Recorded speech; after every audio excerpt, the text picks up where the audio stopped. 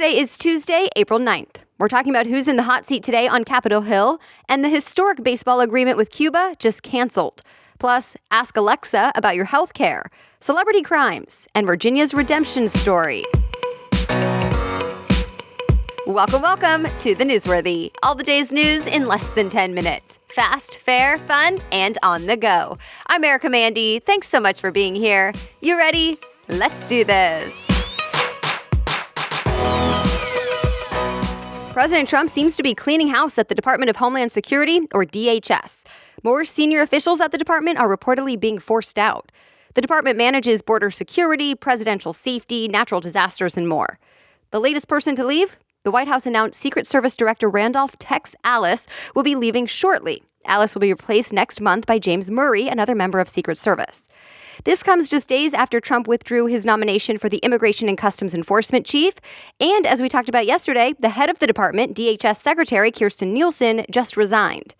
And now sources told the New York Times at least 2 to 4 more people are expected to leave that department as well. Trump hasn't said why he's making all these cuts, but has said the administration is going in a tougher direction when it comes to immigration. Some lawmakers from both parties are not so sure about this latest staff shakeup. Some Republicans said they're concerned with the growing leadership void. Some Democrats took it a step further, calling it a national security concern.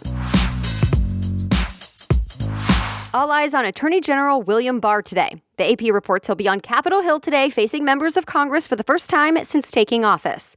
And for the first time since he got his hands on the special counsel's full report from the Russia investigation.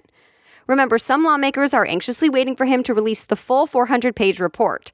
So far, we've only seen his 4-page summary that said President Trump did not conspire with Russia, but that it's inconclusive about whether he obstructed justice. Barr is not there today on Capitol Hill because of that report, but lawmakers are expected to ask him about it anyway. In fact, CBS News says some top Democrats plan to grill him over it, saying they're not happy with how he handled the report. Barr is scheduled to talk to lawmakers about the Justice Department's budget, including its role in immigration enforcement and the opioid epidemic. So stay tuned for what happens. A historic deal that made it easier for Cuban baseball players to sign with U.S. baseball teams was just canceled. The Trump administration said no thanks. Why? Reuters reports the White House says the Cuban Baseball Federation is part of the Cuban government, so any money that goes to players and the federation is basically paying that government. The agreement was negotiated for years and just finalized back in December. It would have allowed Cuban citizens to play Major League Baseball in the U.S. without having to leave their country and sometimes their families behind for good and risk not being allowed to return. In fact, just a few days ago, the first list was released of more than 30 Cuban players now eligible to play without defecting. Well, not anymore. U.S. officials say baseball players were made out to be pawns of Cuba dictatorship, and the U.S. will not fund that government. But critics, including Major League Baseball, say it's cruel that the agreement was meant to end human trafficking of baseball players from Cuba. A sudden spike in the number of measles cases since just last week. The CDC confirmed nearly 100 more cases, pushing the total count for 2019 to almost record levels. There are 465 total cases now in 19 states so far this year, many in New York and the Pacific Northwest. Time magazine reports if that number keeps going up, it'll be the most measles cases since the disease was eliminated in the U.S. in the year 2000. ABC News says 80% of the people infected right now are 19 years old or younger. Measles is a highly contagious viral illness that can be prevented by vaccines. Amazon's Alexa wants to help you out with your health care. The Wall Street Journal reports Amazon's voice assistant, Alexa, could start doing things for you like booking your urgent care appointments, checking your insurance plans, follow up on your prescription orders, or even read your blood sugar results. It's a big step for Amazon in the healthcare world. CNBC says Alexa is now HIPAA compliant, which means it follows the law that ensures your health information stays private and secure. So far, several healthcare companies have developed new Alexa features to work with the device, and over the next few months, that number is expected to go up.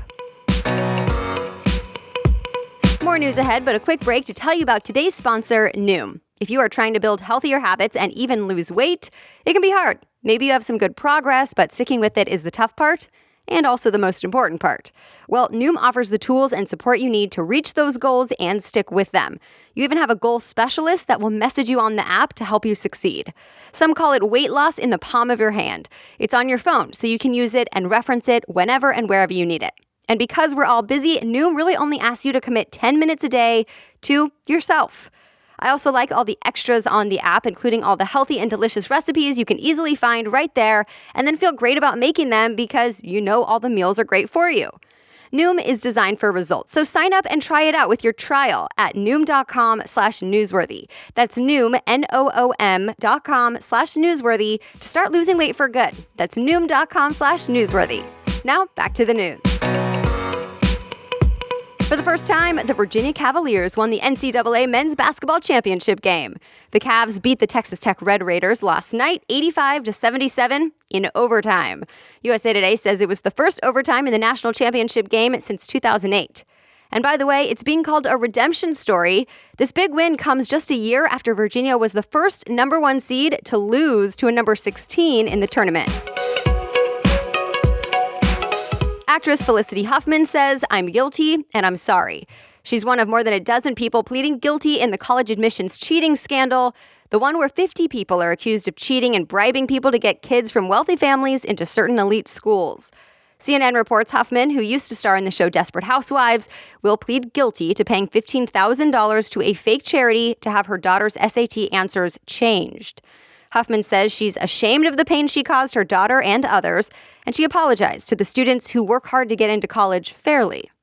She faces up to 20 years in prison, but part of the plea deal is that federal prosecutors will apparently recommend a lower sentence and fine. Also in the world of celebrity crimes, former Smallville actress Allison Mack, who played Chloe Sullivan on the show, pleaded guilty in what Variety calls a sex cult case. Ikea is putting out new wireless Sonos speakers that are meant to blend into your home. One looks like a table lamp, the other a bookshelf. TechCrunch says the idea is to hide the speakers so you don't even notice they're there. The shelf will cost you about $100, the lamp $180.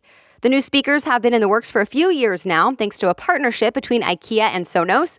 Both speakers can be controlled with the Sonos app. They'll start shipping out in August.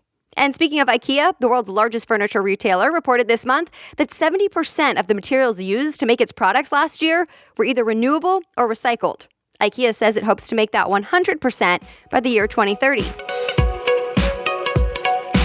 And that's it. You are ready to go. Thank you so much for listening. And as always, if you want to read more about any of the stories we talked about, just head on over to the homepage of thenewsworthy.com, click episodes, and look for today's date. You'll find all the story sources and links right there. The Newsworthy is ready for you to listen every weekday by 4 in the morning. I'll be back with more news tomorrow. Have a great day.